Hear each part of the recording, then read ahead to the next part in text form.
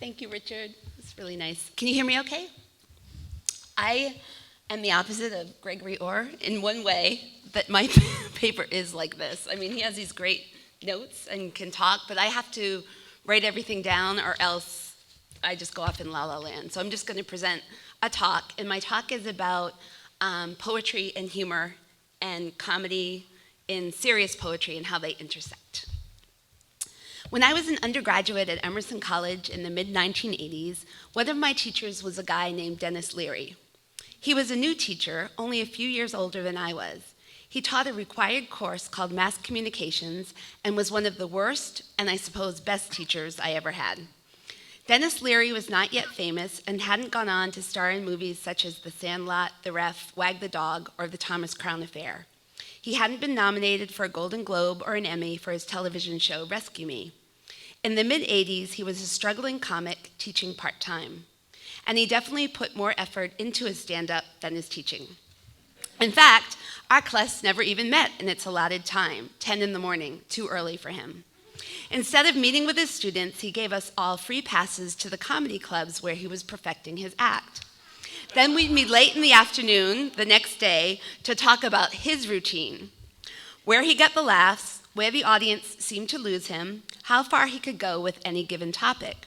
His material could be raunchy, mean, taboo.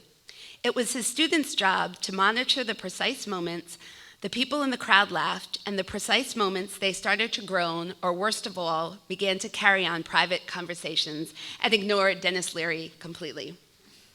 We also had to monitor our own reactions. So in essence, the class was all about Dennis Leary, which is why I say he was probably the worst teacher I ever had. But because it was all about him, watching the makings of a comic and comic timing, I also felt it was one of the best classes I ever took.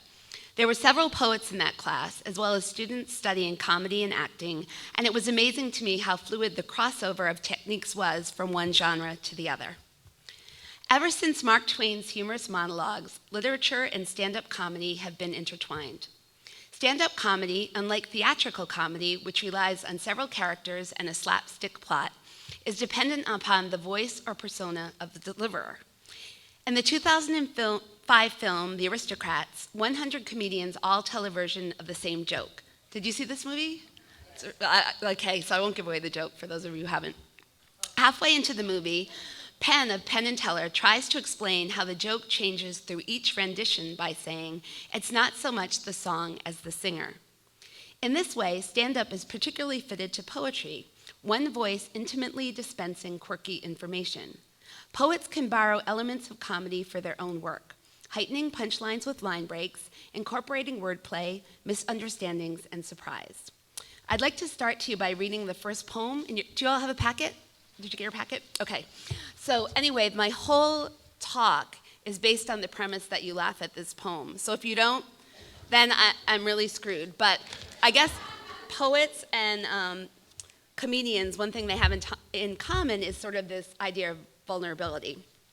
This poem is by Sally Dawidoff and David Lehman. So it's a collaborative poem, which, well, I'll talk about in a minute later. But anyway, it's called Personal. And it's fun to read along. Do you want to read along with me? Because it's on. I should have gotten your packet. Sorry. It's based on like the language of singles ads. So there's a lot. Anyway, you'll see. There's like puns in it. Personal. I am what I am. Single white Zaftig female, in love with poetry, in search of non-smoking Manhattan male, any race, any faith, but be discreet. Manhattan only, Murray Hill preferred, for epic assignations, lyric lunches, epistolatory interludes, and dramatic monologues at dawn when you leave me. Oh bod, or should I say, oh bad. Oh body swayed to music, oh brightening glance, no creeps, no conspiracy theorists, no druggies, prescriptions okay. Paco, if you're reading this, do not respond, it's over, I mean it this time. Must be arty as well as RT 24/7, not into cyber or phone, be real. It must be abstract, it must change, it must give pleasure. It must frustrate the efforts of our future biographers to pin us down like butterflies, sprawling on a pin, wriggling on the wall. No TV or CD, AC/DC, okay. I'm not a victim, I'm no Maud Gonne either, don't worry. And no Tom Gunn, haha. My heart had stood a loaded gun. Is it in your holster, or are you just happy to see me? Must be 47 or 48, Gemini with Leo rising, but not you, Paco. If you're reading this, we're through. Let's make beautiful odes together, Pindaric or Sapphic, gay in the old-fashioned sense.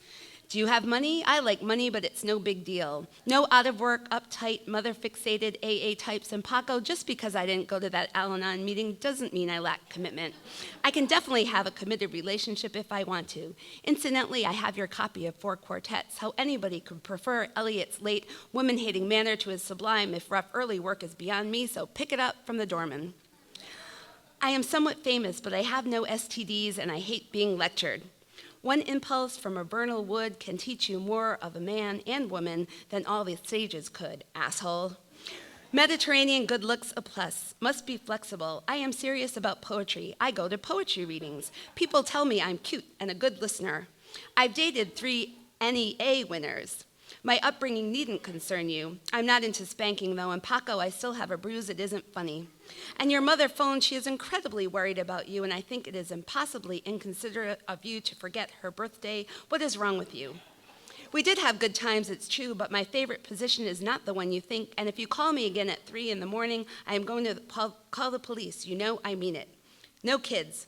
Must be unintimidated by colossal cleavage. I have been approached by an editor of Jugs magazine to do a photo shoot, but I have my reputation to uphold too. Anyway, they're real, baby. I like lingerie, but it takes a lot of underwire to keep me in check. I am not the woman in that gorilla joke who gets mauled, and then the ape leaves her, and the rabbi says, so what's the problem? And she answers, well, that's just it. He doesn't call, he doesn't write. I am glad you don't call and don't write. Don't even think of parking here. Must like a girl who knows herself, as Socrates put it, and knows what to do with her tongue nonstop, 24/7. Although I understand men have other commitments, all the good ones. I'm cool with that. I have a life. Thanks. In this poem, okay, the voice or persona, this is a part where I'll talk about why I think it's funny, which is never as funny as the actual thing, but so be it. In this poem, the voice or persona of the deliverer is a woman with a penchant for run-on sentences placing a personal ad, a form most known for its brevity. Appropriating modes of quotidian writing, a personal ad rather than a sonnet, a recipe rather than a villanelle, is a way for a poet to indicate to the reader that she may be about to poke fun at something. The surrealist writer Claude-Jean Silberman, for example, was known for blending the language of labels from household items with abstract concepts. One of his poems called Death includes these lines. Remove the self-preserving seal and hold death vertically upwards and apply by pressing the stopper. And apply death liberally around the edges of a room, near skirting boards, in the cracks of floors, and any dark cranny. More recently, Nin Andrews' prose poem, Do Not Ignore This, takes the form of a chain letter and begins, this pussy has been sent to you. This pussy has been around the world 7 times. You will receive luck within 6 days of receiving this pussy. And it goes on and on and on. Though each comic poem must find its own container and restraints, it is really the voice of the poet that propels the laughs. In the case of Personal, the one voice has been constructed by 2 poets. Collaborative poetry is often humorous because the 2 or more poets making up the one voice often up the ante by contradicting and surprising each other as they write the poem. A comic's monologue and a poet's comic poem both begin with a narrative, then a punchline. In Personal, though there is an opening pun, I-A-M-B, instead of I am, and the wordplay of Obad and Obad, the real punchline begins, Paco, if you're reading this. The form of the personal ad is again once undercut with a direct address, not to the theoretical ideal lover the speaker hopes to meet, but to a former lover. The personal ad, a little box in which a writer looking for love puts on her best face, has come undone, lost its center, and the speaker in this ad is having the opposite effect of what she's intended. Once the punch or punchline is established, comics and poets can move on to the tags, which are simply more jokes or images based on the same premise or setup. In Personal, the tags are the references to Paco peppered throughout the poem. The character Paco is embellished and fleshed out by his copy of 4 quartets, the belated birthday wish he owes his mother, and his calls to the speaker in the middle of the night. In addition to the punchline and tags, a secondary gag running through this poem is a series of references to poetry alongside cliches. The critique of Eliot, the reference to the contemporary poet Tom Gunn, the words epic, lyric, epistolatory, iamb, obad, Pindaric, and Sapphic odes, as well as the alternate spelling of the NEA grant as N-E-A-N-Y-A, suggest a speaker truly interested in poetry. The speaker says she is no Maud Gonne, Yeats's muse, but the first of the 4 poems from the canon actually invoked in personal is Yeats's poem Among School Children, which ends, "O body swayed to music, O brightening glance, how can we know the dancer from the dance?" Next, Wallace Stevens' famous line, "It must be abstract, it must change, it must give pleasure." The first line of Emily Dickinson's poem, "My heart had stood a loaded gun," is linked with a Mae West reference. And finally, a bastardization of William Wordsworth's The Tables Turned. One impulse from a vernal wood may teach you more of a man, of moral evil and of good, than all the sages can. Both stand-up comedy routines and comic poems tend to end with a callback, what comedians describe as a word or phrase that harkens to an earlier punchline or tag, and what poets may describe as closure. The comeback in personal, the final image of Paco that begins, "I'm glad you don't call her right." Here, the reader already knows that the you is the old boyfriend Paco. The expectations of the personal ad are further destabilized. We are used to hearing Paco's name, but this time we don't even get that. The you of the lover-to-be and of Paco have effectively blended into one. The poem Personal takes shots at American dating culture. Americans, perhaps New Yorkers in particular, are used to airing their dirty laundry in public. There is a certain accusation that we drag our past failed relationships into our next ones. This poem satirizes love relationships, especially between men and women. Jonathan Swift compares satire to a mirror in which everyone sees everyone else's face but not his own, which is why everyone is laughing so hard. But in a recent interview, the poet Peter Johnson takes issue with Swift and says, quote, "I disagree. In perfect satire, we should see our own reflections, and the best satirists are those who realize they possess the traits they satirize. Satire doesn't work when we sense the presence of a smug author looking down at his sniveling creations. That's no fun, no complexity there at all," end quote. Contemporary poet Stephen Dobbins has said in an interview that he writes at a desk with a statue of a dwarf dressed as a jester bent over in a mocking laugh to remind himself that he's practicing a deception against the reader and himself. The reader may find the speaker of personal exasperating, and probably no one in his right mind would answer this ad for a date. But as readers, we also recognize that, like the rest of us, she is simply looking for love. Even Nietzsche, not a man known for being jolly, recognized the need for comedy when he wrote in The Will to Power that, quote, "Man alone suffers so excruciatingly in the world that he was compelled to invent laughter," end quote. The vulnerability of the speaker through her personal ad, her seemingly clueless, chatty Cathy nature, makes her approachable, a character for whom Dawidoff and Lehman seem to have compassion. One can easily imagine a serious love poem for Paco, a poem about the man who got away, or a poem about loneliness and frustration. I might enjoy those poems just as well. James Barr, in a recent essay called American Poetry in the New Century, writes, "Poetry, like a prayer book in the wind, should be open to all pages at once, embracing the lyric, the narrative, even the comic." One of the pages that Dawidoff and Lehman rely on is the actual retelling of a joke. As they write, "I am not the woman in that gorilla joke who gets mauled and then the ape leaves her and the rabbi says, 'So what's the problem?' And she answers, 'Well, that's just it. He doesn't call, he doesn't write,'" which is a real joke that I remember being told, a while back. The subject of rape in this prose poem introduces, along with satire and irony, the use of black comedy. Black comedy was coined by surrealist André Breton in 1939 on the premise that grim humor helps us overcome fear. Or, as Dorothy Baresi put it in her essay, Playing in the Dark, quote, "Dark comedy deflects the world's terror back onto the world. It reverses the charges," end quote. She refers to William Matthews, who, in his poetry, also appropriates many jokes This one, my favorite, told by the founder of Getty Oil, J.P. Getty.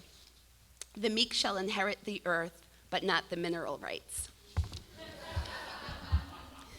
The Irish poet Peter Kavanagh, with little patience for the maudlin, has written, "Tragedy is simply underdeveloped comedy." I don't necessarily agree that funny poetry is superior to earnest poetry or vice versa, but as Charles Hopper Webb says in his introduction to his anthology, Stand-Up Poetry, quote, "Ours is an age in which Aristotle's ranking of tragedy as superior to comedy becomes more and more suspect," end quote. Frank O'Hara, writing during a time when confessional poetry was prominent in academia, wrote what is considered to be one of his funniest poems, and he wrote it during one sitting on the Staten Island ferry while on his way to do a poetry reading with the famous, and some might argue rather self-pitying, Robert Lowell. While some confessional poets were using humor, they were using a more dark, haunting humor. Berryman's Henry swerves in mood from manic to despairing, but the ingenuity of his wit is constant in the dream songs and serves the deep feelings in his poems. In Plath, the stark, almost coldly distant humor allows her to write about self-destruction and madness, giving her the detachment needed to write with clarity on harrowing subjects. But few poets of O'Hara's time were writing poetry that was funny because it was poking fun at the self. Shirley Lowell and all confessional poets felt the sting of M.L. Rosenthal's 1959 review of Lowell's life studies in The Nation as, quote, "a series of personal confidences, rather shameful, that one is honor-bound not to reveal," end quote. The emphasis on the avoidance of shameful autobiographical material attempted to define a boundary for acceptable poetic subjects, and Lowell, thankfully, crossed that boundary, as did O'Hara. While there is a definite I in the O'Hara poem in your packet, the real subject of O'Hara's poem is Lana Turner, one of the most beautiful and talented actresses in Hollywood at that time. Stellar performances in films like The Postman Always Rings Twice, Madam X, and her Academy Award-nominated performance in Imitation of Life assured her a place in Hollywood history. Lana Turner's life was extremely chaotic. She was married 8 times. Between her 6th and 7th marriage, Turner met Johnny Stompanato, a very handsome and charismatic man with ties to the LA underworld. Lana Turner tried to break off the affair out of fear of bad publicity. Stompanato was not easily deterred, however, and over the course of a year, he and Turner carried on a relationship filled with violent arguments, physical abuse, and repeated reconciliations. Fearful that Turner was having an affair with Sean Connery, who was very young then, Stompanato stormed onto a movie set brandishing a gun. Sean Connery managed to land a single punch to Stompanato's jaw and took away his weapon. Then in 1958, Turner and Stompanato began a violent argument in Turner's house in Beverly Hills. Fearing for her mother's life, Turner's 14-year-old daughter, Cheryl Crane, grabbed a kitchen knife and ran to Turner's defense. Many theories abound as to what happened afterward, but it appears that the 14-year-old Crane stabbed Stompanato, killing him. The case quickly became a media sensation. It was later deemed a justifiable homicide at a coroner's inquest, at which Turner provided dramatic testimony. Some observers believed that Turner killed Stompanato herself, but let her daughter take the fall, hoping a child wouldn't be found guilty. Her critics have said her testimony on the stand during the trial was the acting performance of her life. Frank O'Hara wrote his poem about Lana Turner shortly afterwards. Robert Lowell, who was very annoyed that Frank had the nerve to read a poem he had written only 15 minutes or so before, was even more annoyed that his poem got such a big laugh. Anyway, you have it in your packet, in its entirety. Poem. And I wish you can hear this online if you Google, we tried to do it, but we couldn't do it, but you can, if you Google Frank O'Hara, Lana Turner, audio, you can hear him read it, and then you hear the audience laughing after. Okay. Poem. Lana Turner has collapsed. I was trotting along and suddenly it started raining and snowing, and you said it was hailing, but hailing hits you on the head hard, so it was really snowing and raining, and I was in such a hurry to meet you, but the traffic was acting like the sky, and suddenly I see a headline, Lana Turner has collapsed. There is no snow in Hollywood, there is no rain in California. I have been to lots of parties and acted perfectly disgraceful, but I never actually collapsed. Oh, Lana Turner, we love you, get up. The poem's success, of course, rests on that one last punchline, oh, Lana Turner, we love you, get up. Readers aren't at all sure the tag, Lana Turner has collapsed, is funny or not, though the breathless, unpunctuated poem sets up a drama that readers sense is heading somewhere, but we don't necessarily laugh until the setup of the forced last lines of the poem, which plead, I have been to lots of parties, line break, and acted perfectly disgraceful, line break, but I never actually collapsed, line break, oh, Lana Turner, we love you, get up. The comic high drama of the final line is often contrasted with the serious high drama of the poem The Day Lady Died. Both poems are of O'Hara's I do this, I do that mode, both involving a day's journey interrupted by discovering a sudden news headline involving a famous singer. Here, though, instead of Billie Holiday's troubled life and tragic death, we get a hilarious riff on the distinction between real trouble and imaginary self-pitying trouble.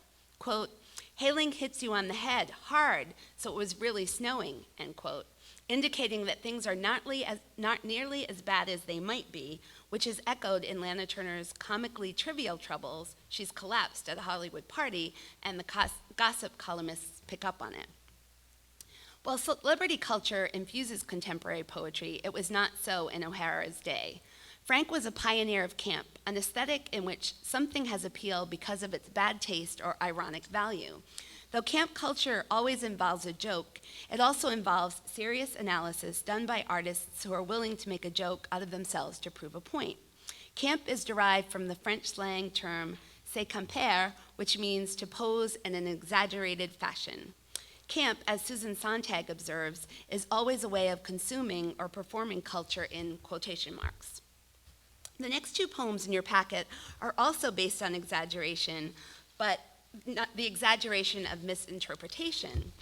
When misheard words take the form of a song lyric, it's called a mondegreen. Do you know this term, mondegreen? No, okay. Yeah, how do you spell it? mondegreen. And again, if you just Google mondegreen, you get some hilarious results, and you can add in your own mondegreens, which are simply when you mishear a song lyric. And this was coined by Sylvia Wright in a 1954 Atlantic article. As a child, Sylvia had listened to a folk song that included these lines, they had slain the Earl of Moray and Lady Mondegreen. As in customary in misheard lyrics, she didn't realize her mistake for years. The song was not about the tragic fate of Lady Mondegreen, but rather the continuing plight of the good Earl. They had slain the Earl of Moray and laid him on the green. So what she heard was Lady Mondegreen. And I know this happens over and over to people. You're singing on the radio, and then they're singing with the radio, and the person sitting next to you says, that's not really what that singer's saying. So anyway, I just wanted to give you a couple of them, and then and see if you know the right songs. Dead ants are my friends, they're blowing in the wind. Do you know this one? Bob Dylan, very good, all right. The girl with colitis goes by. Very good, right? And she's got a chicken to ride. Anyway, if you look them up, there are tons of them. And poets sometimes use mondegreens as parody, following the rhythm of a whole song. A parody is a work that imitates another work in order to ridicule or poke some affectionate fun at the work itself. Usually a good parody in some parts is a homage to the original. Literary theorist Linda Hutchinson puts it, parody is imitation with a critical difference, and not always at the expense of the parodied text. New words for old songs can give so much pleasure because they engage more of the senses than simply reading them does. The reader hears the poem while reading it. Just as a descriptive poem can make a reader see steep and lofty cliffs or taste a cold plum, the song lyric poem awakens the mind's ear. Poet James Reese's The Nightshade Arias uses beloved patriotic anthems as a means to comment on our national bloodlust through the comic. Matthew Rohrer, in his essay, Serious Art That's Funny, Humor in Poetry, writes, quote, oppression cannot work alongside irony because it believes in its own righteousness and a monolithic concept of truth that must be asserted to the oppressed with a straight face. Irony and satire are the tools by which the oppressed get to make fun of the oppressors without the oppressors getting it. And this is true with Stephen Colbert when he was invited to actually speak at the White House dinner, right? No one realized that he was actually making fun of the president until he got there. So poets can be very subversive also in this regard.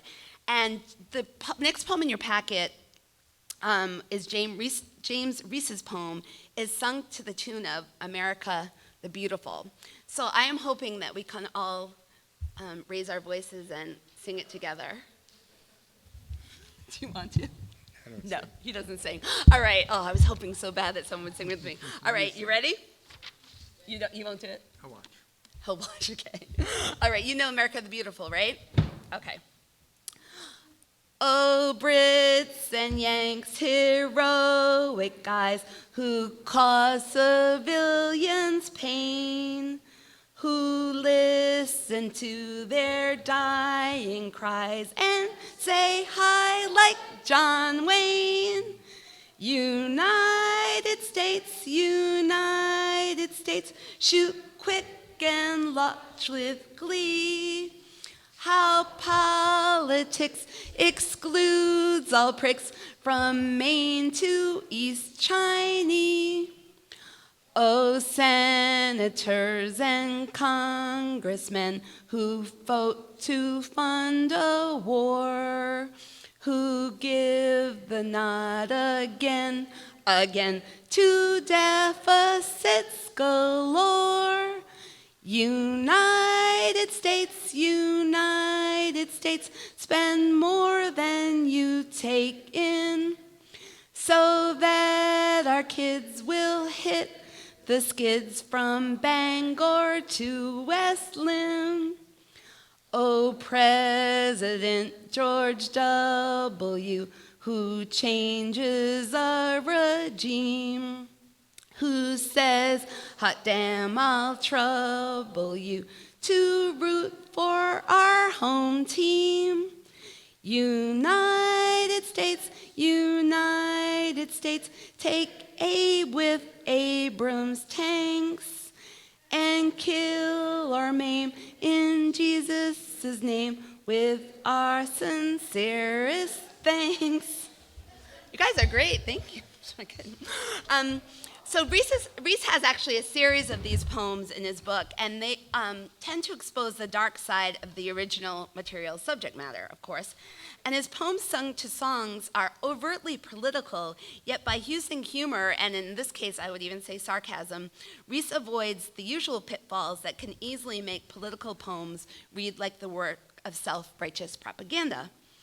The last poem in your packet, James Cummins' I Am Critic, similarly uses a familiar tune as a jumping off point. Helen Reddy's 1970s feminist rallying cry, I am woman, hear me roar, is a springboard to take on the state of the academics. And anyway, do you all know the song? Oh man, I was gonna YouTube it, but do you know the song? No. Oh, come on, who knows the song? I know the phrase, but I never. I am woman, hear me roar. You don't remember this?